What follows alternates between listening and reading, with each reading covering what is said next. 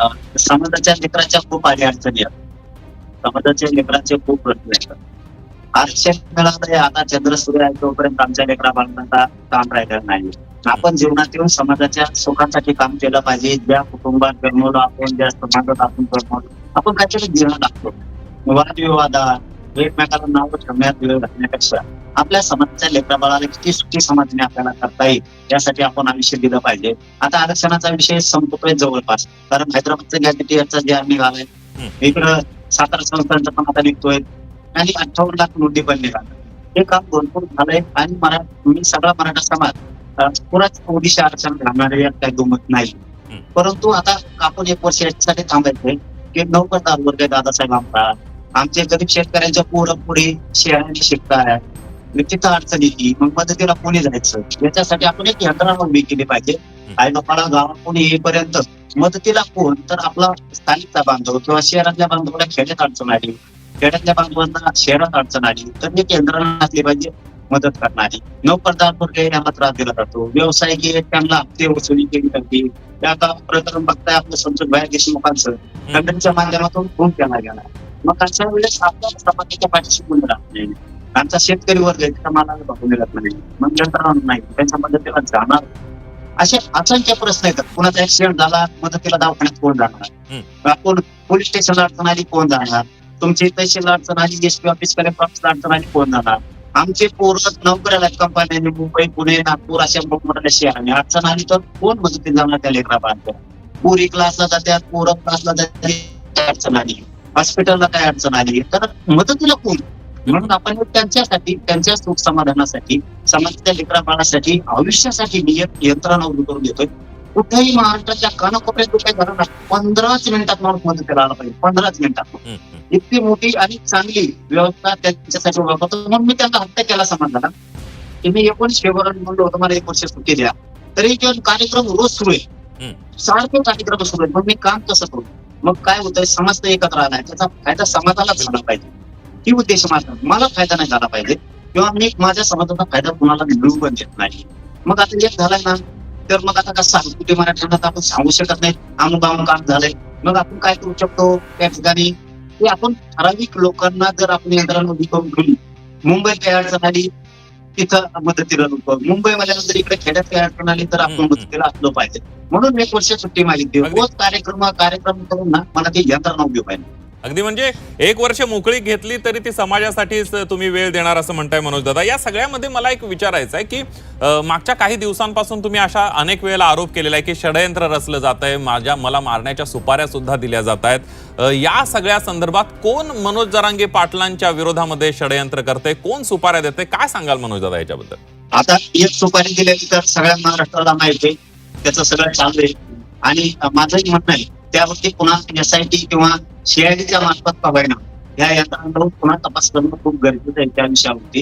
कारण वारंवार वधून घेतलं जात आहे त्यांच्याकडूनच की आम्ही केलं याच्यावर पुन्हा तपास होऊ द्या. नसतात त्या तिन्हीची पण आरोपीचे नाव शोधू द्यायचा. कारण दूध पाणी पुन्हा त्याच्यात होईल. कारण त्यात कोण खोटा आहे कोण खरा आहे हे त्याच्यात सिद्धच होईल. कारण उगाच अवगतून घ्यायचं कोणाकडून आमच्याच माणसं आमच्याच अंगावरती घालायची ही पूर्वीपासूनची त्यांची चाल आहे. त्यामुळे ती जर बंद पाडायची असेल ना याला सहन होत नाही. बघा मी करणाऱ्याला दोषच नाही देत, करून घेणाऱ्याला दोष देतोय. याच्यात करून घेणारा खरा मुख्य आरोपी आहे किंवा खरा त्याला जमून देत नाही. संतोष भाईच्या प्रकरणात त्यांचे लोक जेलात कधी जात नव्हते, ज्याच्या आधी त्यांनी गुन्हे केले त्याचं जात नव्हते. महादेव मुंडेचं प्रकरण झालं, बापू आंदोळ्याचं झालं, बरेच महादेव गीतेंचं झालं, संतोष भाई देशमुखांचं झालं, असे शेकडो प्रकरण आहेत. त्याच्यावर हीच त्यांच्यावरती कधी उघड नव्हती. संतोष भाई देशमुखांच्या प्रकारात त्याला जेलात जावं लागलं. त्यामुळे ते माझ्यावर दाद खात्यात मला संपवायचं कसं, याला बदनाम कसं करायचं, ते खोटे नाटे आरोप कसे करायला लावायचे याच्यावर हे प्रयोग सुरू आहे. आता आणखी एक त्याच्यावरती प्रक्रिया सुरू आहे. कारण माझ्या विरोधात नाही का मी आता क्लिअर सांगतो तुम्हाला एक मला विरुद्ध त्याच्या माझ्या नाम करतोय. बरेचसे मंत्री सुद्धा माझ्या दळायला लागले की याला तो संपला पाहिजे किंवा तो याच्यातून पूर्ण बदनाम झाला पाहिजे. ही सुद्धा प्रक्रिया बरीच सुरू आहे. कालची सुद्धा माहिती मिळाली. काल सुद्धा मुंबईत आणखी म्हणजे काही मंत्री असे की त्यांना काम करायला गेलं नाही, पण माझ्या विरोधात बोलणाऱ्या बसवून षडयंत्र सुद्धा प्रकार सुरू आहे. असे कुठले मंत्री आहेत मराठा समाजाचे, असे कुठले मंत्री आणि लोकप्रतिनिधी आहेत मनोज दादा, मराठा समाजाचे असे कुठले मंत्री लोकप्रतिनिधी आहेत ज्यांच्या मनामध्ये की मनोज जरांगे पाटलांचं जे नेतृत्व आहे ते मराठा समाजाने मान्य केलंय, हे कुणाच्या मनाला बोचतंय? मला एक वेळ द्या, मला माहिती घेऊन द्यायची. काय झालं पण गप्पा मीडियावर आल्यावर मारू नये या मताचा मी आहे. मी कधीच मीडियाला कधी खोटं बोललो नाही 2-2.5 वर्षात आणि आयुष्यात बोललो नाही. कारण आमच्या गोरगरिबाचा मायबाप म्हणून आम्हाला वाचा फुडली असेल काही मीडियानेच फक्त, म्हणून तर आम्हाला गरीबाला आरक्षण मिळालंय. कारण काय एक मेसेज आलेला आहे की याची खात्री करा म्हणून आम्हाला. मी आमच्या एसटी साहेबाला पुन्हा एकदा बोलणार आहे. मागं सुद्धा मंत्रालयात एक गोष्ट अशी शिजली गेली होती, त्यावेळेस सुद्धा मी आमच्या जालन्याच्या एसटी साहेबाला सांगितलं होतं हे असं असं तिथं झालंय, त्याची खात्रीलायक पूर्ण माहिती घ्या तर होईल ना. तुम्ही तिथले सीसीटीव्ही घ्या, तुम्ही बघा कोण कोण गेलते आणि नाव केले. आता काल परवाचा झालेला प्रकार सुद्धा काल परवाचाच बोलतोय, ही ताजी बातमी आहे. बरोबर, की तू तिथं गेलाय म्हणजे ज्या मंत्र्याकडे गेलेत ना त्याला एक खुल्ला असं आता लगेच त्याच्या लगेच लक्षात आलं असं की आपल्याला चालू आहे. कारण ही 24 तासला बोलतोय मी, त्याच्या आता डोक्यात आलं असं की आपल्याकडे चालते. त्या मंत्र्यांना माझं फक्त सांगणं आहे, नाव माहिती आहे आम्हाला, फक्त खात्री घेऊ तर मी तुझं नाव घेत नाही भाऊ. काम करताना काम करावं लोकांचं, जे लोक वेळ मागतात ना त्यांना देवा त्यांचं करावं काम. म्हणजे निमंत्रण देऊ आमच्या विरोधात काम करणाऱ्याला बोलवता तुम्ही, तिथं तुम्हाला वेळ आहे. तर मंडळी, हे होते मनोज जरांगे पाटील. मराठा समाजाच्या सर्वांगीण विकासासाठी यंत्रणा उभारणीचा संकल्प त्यांनी केला. आरक्षणापुढील यंत्रणा उभारणीचा महासंकल्प G24 तास यांच्या विशेष मुलाखतीत त्यांनी केला. मराठा समाजाच्या सर्वांगीण संरक्षणासाठी नवा रोडमॅप आपण बनवतोय. तर प्रमुख भूमिका मराठा सेवक. मी कोणतीही राजकीय संघटना किंवा पक्ष काढणार नाही, तर प्रत्येक गावात मराठा सेवक उभा करणार. 1 वर्ष कामासाठी सुट्टी द्या. 58 लाख कुणबी नोंदी या शोधलेल्या आहेत. महत्त्वाचे मुद्दे काय ते देखील जाणून घेऊया. तर प्रस्तावित जी यंत्रणा आहे ती कशासाठी आहे, तर शिक्षण, नोकरी, शहरात शिकणाऱ्या मुलामुलींना येणाऱ्या अडचणींचं निवारण करण्यासाठी, कायदेशीर मदतीसाठी, पोलीस स्टेशन किंवा सरकारी कार्यालयातील अन्यायाविरुद्ध लढा देण्यासाठी, आरोग्य सेवेसाठी, हॉस्पिटलमध्ये तातडीच्या मदतीसाठी, तसेच स्थानिक सुरक्षा, व्यावसायिक आणि शेतकऱ्यांवर होणाऱ्या हल्ल्यांच्या प्रतिबंधात्मक कारवाईसाठी, सरकारला निर्वाणीचा इशारा देण्यासाठी, हैदराबाद गॅजेटियरची तात्काळ आणि पारदर्शक अंमलबजावणी करा. सगळे सोयरे अध्यादेशाची अंमलबजावणी टाळल्यास 2029 मध्ये गंभीर असे परिणाम भोगावे लागतील असं ते म्हणतात. घातापाताच्या काटाची सखोल अशी SIT CIDच्या मार्फत चौकशी करण्यात यावी. तसेच समाजातील शेवटच्या घटकाला, शेतकरी, विद्यार्थी यांना न्याय मिळवून देणे आणि या सगळ्यांच्यासाठी आपल्याला 1 वर्षाची सुट्टी समाजाने द्यावी असं मनोज जरांगे पाटील म्हणतात. मंडळी, मराठा आरक्षण आंदोलनाचे नेते मनोज जरांगे पाटील यांनी समाजातील गरीब घटकांच्या मदतीसाठी आणि आरक्षणाच्या अंमलबजावणीसाठी एक व्यापक यंत्रणेची घोषणा केली आहे. त्यांनी केवळ आरक्षणावर न थांबता समाजातील तरुणांना शहरामध्ये येणाऱ्या अडचणी, कायदेशीर प्रश्न आणि आरोग्यविषयक समस्यांसाठी एक खंबीर आधार देण्याचा मानस व्यक्त केला.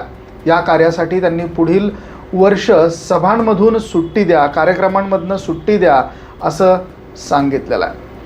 तर प्रत्यक्ष संघटनात्मक बांधणीवर लक्ष केंद्रित करण्याचा निर्णय आपण घेतो आहोत असं ते सांगतात. सामाजिक सुरक्षा कवच आणि मराठा सेवक या संकल्पना मनोज जरांगे पाटील यांनी स्पष्ट केल्यात. आरक्षण मिळणे ही प्रगतीची पहिली पायरी आहे, परंतु समाजातील गरीब शेतकऱ्यांची मुलं जेव्हा शिक्षणासाठी किंवा नोकरीसाठी शहरात जातात तेव्हा त्यांना अनेक अडचणींचा सामना करावा लागतो.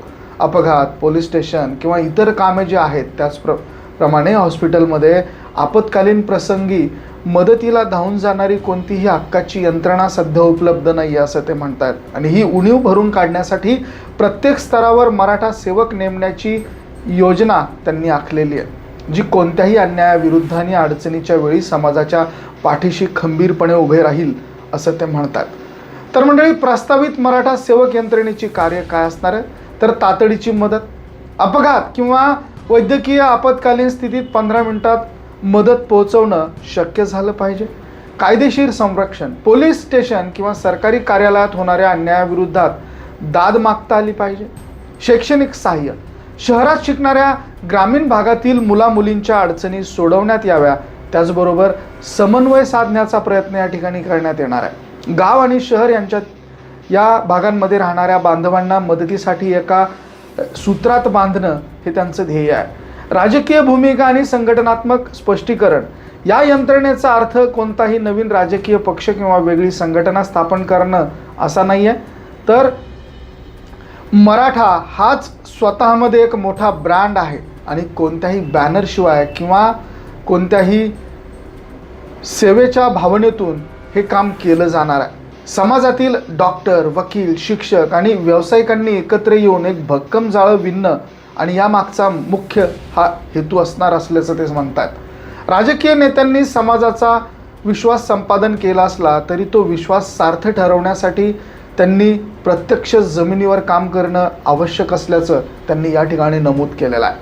आरक्षणाची अंमलबजावणी आणि सरकारला इशारा.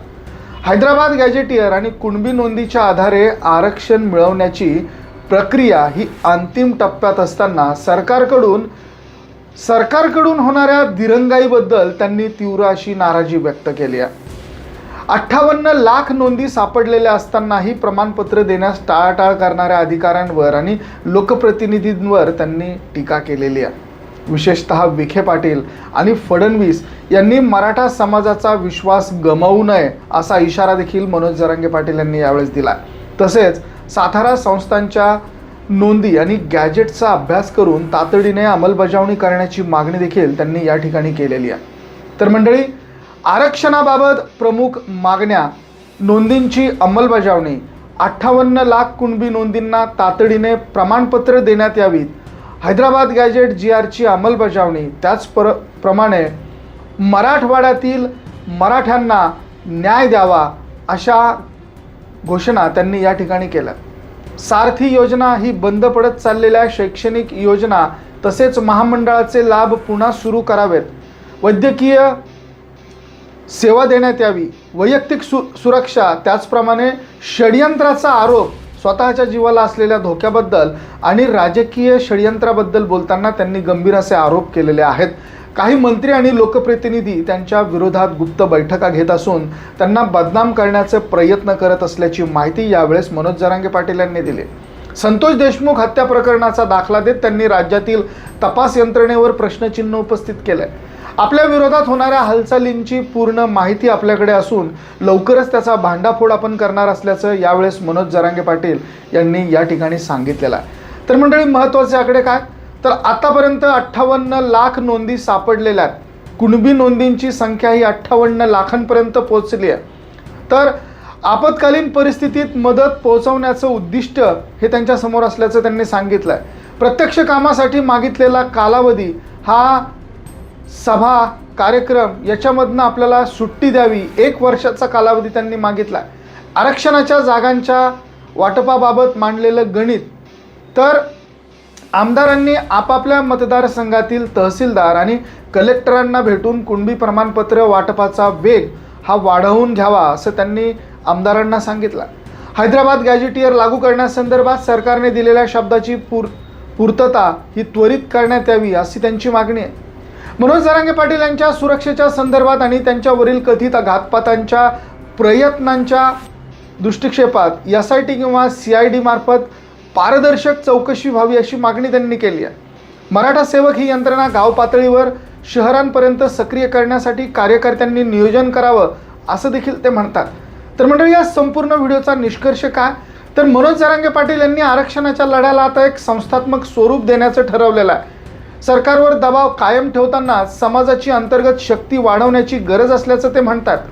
तरुणांना सुरक्षिततेची हमी देणं हा एकमेव त्यांचा उद्देश असल्याचं ते सांगतात आणि त्याकरिता 1 वर्षाच्या सुट्टीचा मुख्य अजेंडा त्यांनी राबवला. सरकारने आणि लोकप्रतिनिधींनी या काळात सहकार्य केले नाही तर 2029च्या निवडणुकीत समाज आपली ताकद दाखवेल असा स्पष्ट इशारा मनोज जरांगे पाटील यांनी दिला. तर मंडळी, व्हिडिओचे सौजन्य हे ABP माझा यांचे आहे. तर हा व्हिडिओ तुम्हाला कसा वाटला हा कमेंट करून अवश्य कळवा. आवडला असेल तर शेअर जरूर करा. धन्यवाद.